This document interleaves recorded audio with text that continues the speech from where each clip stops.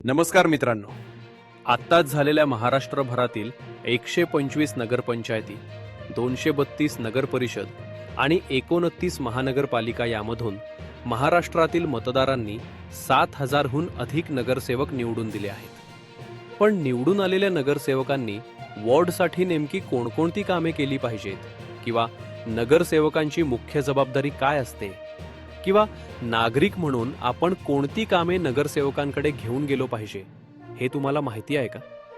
नसेल तर काळजी करू नका, आम्ही तुम्हाला समजून सांगणार आहोत.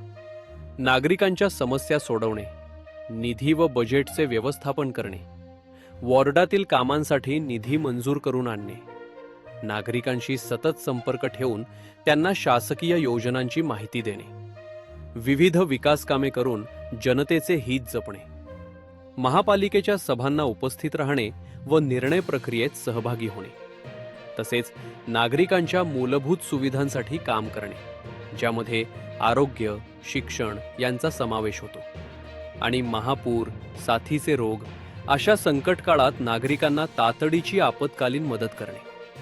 ही 7 मुख्य कामे नगरसेवकांनी केली पाहिजेत. तसेच आपण नागरिक म्हणून पाणी, रस्ते, कचरा, गटार, शिक्षण, आरोग्य यांसारख्या कामांमध्ये अडथळे येत असतील तर आपल्या नगरसेवकांकडे गेले पाहिजे.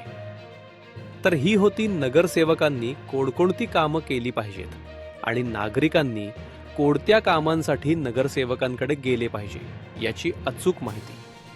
अशाच महत्त्वाच्या व अधिकृत माहितीसाठी चॅनलला लाईक, शेअर आणि सबस्क्राईब करा.